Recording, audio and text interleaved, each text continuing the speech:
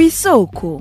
Kw'isoko ni ikiganiro mushikirizwa mukagitegurirwa n'urunani rw'amaradiyo Radio Inzamba agateka kawe, Radio RPA ijwi ry'abanyagihugu na Radio Television Renaissance.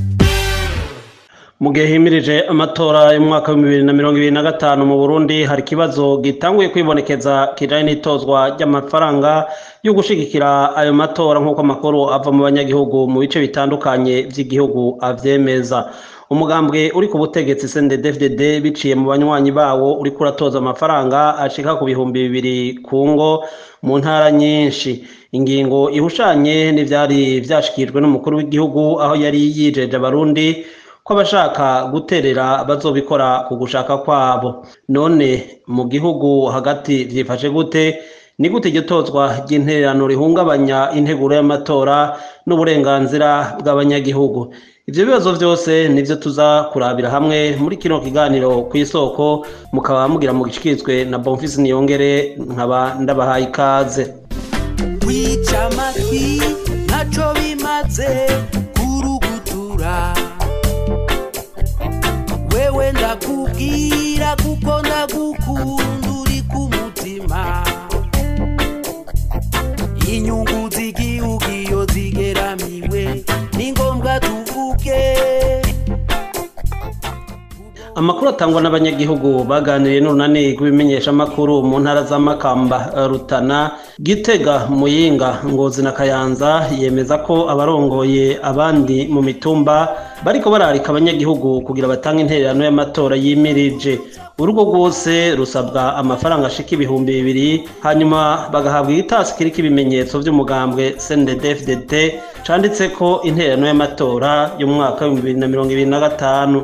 Ibice bimwe bimwe abatoza ayo mafaranga baba bari ku mabariyeri iruhande y'abatoza amatagisi ya komine, abandi bahagarara ku mabombo rusangi.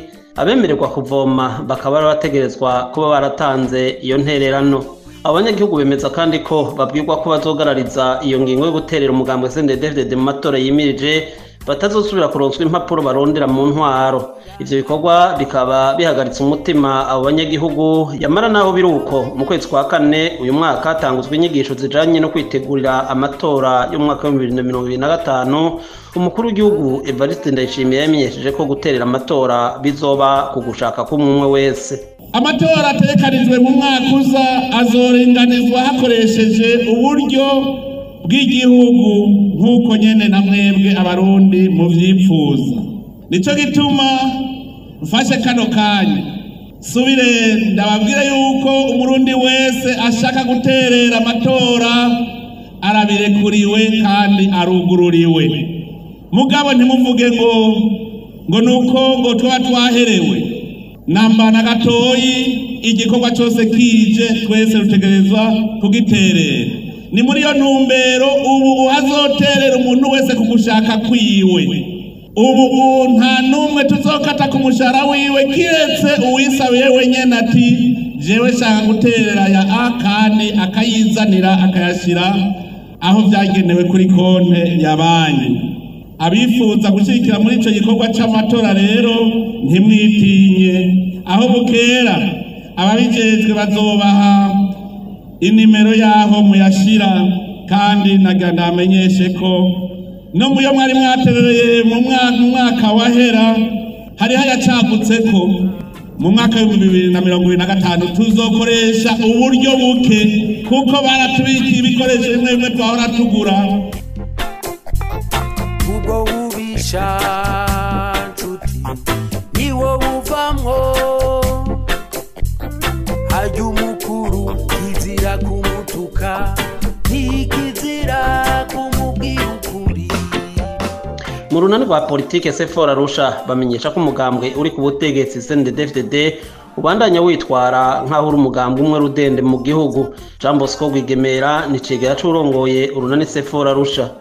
Amafaranga ariko aratozwa mu banyagihugu bose bataravye umunyamugambwe bikorwa n'ubutegetsi bwa CNDD-FDD babicishije mu banywanyi bawo mu gutera igitsure aho hariho hose mu gihugu. Ni ikimenyetso c'uko CNDD-FDD iguma irangwa n'inyifato y'uko nk'uko igihugu coba kigizwe n'umugambwe umwe.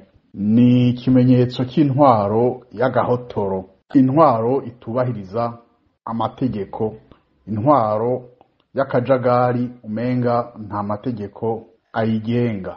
Abayo mahera rero y'amatora yo kuzokwiyamamaza bategezwa kuyatoza mu banywanyi b'umugambwe wabo CNDD FDD aho kubikwegeramwo abarundi bose, kuko umugambwe wose urafise ingene witunganya muri ayo matora. Atawuko abanyagihugu batari mu mugambwe CNDD FDD bari bakwiye kuvyanka.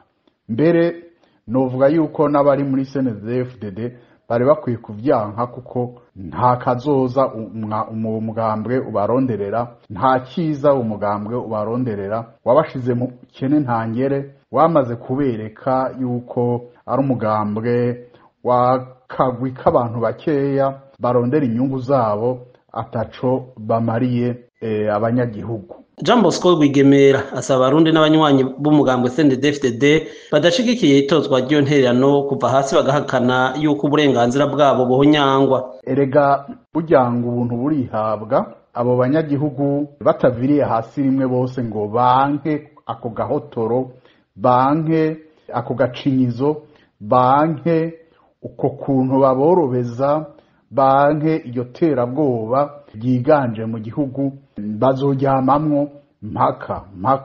Bakwiye rero guhagurukira rimwe bakavyanka bati turavyanse, ibi bintu sivyo, twarabahinyuye, ntitugikeneye yuko mudutwara ubucuri, ibyo mwadukoreye twarabibonye, turavyanse, hagarika, bayiyamirize. Kuko turiko tubiraba umurindi biriko, ibi bintu ni ikimenyetso c'uko ata matora yizewe azobaho. Ni nka yayandi yaba mu mwaka w'2020, nta gishasha atari uko kumbure ibintu bizokunyuka, kuko biragaragara ubutegetsi buravyerekana mu nyifato yabo hejuru, baragaragaza yuko barondera inyungu zabo atazindi nyungu z'umunyagihugu barondera. Niba vyanke rero amazi atararenga inkombe, ukadadaza gose uzobugaragaje inguvu nyezawe. Mu gihe igihugu kiriko kiritegurira kuja mu matora y'umwaka wa 2025, byari bikeneye yuko impande zose zegwa n'amatora zija hamwe zikaganira ingingo zubaka zotuma amatora aba mu muco, akaba ahurikiyemwo bose, agaserura kandi ishaka ry'umunyagihugu. Ni na hano duciye dusozerera ikiganiro ku isoko, mwariko mushikizwa na Je Bonfils Niyongere na Gahwana. Cari ikiganiro ku isoko.